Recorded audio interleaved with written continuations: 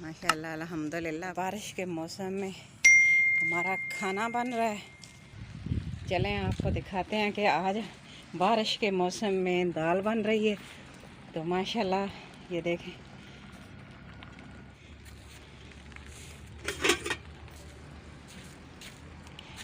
माशाल्लाह अल्हम्दुलिल्लाह हमारी मज़ेदार दाल तैयार हो रही है और साथ साथ बारिश भी हो रही है। ये देखें नीचे। चलें हमारी दाल कितनी देर में पकेगी। ये देखें बारिश और हल्की हल्की बूंदाबांदी, खूबसूरत मौसम बना हुआ है बाहर से भी।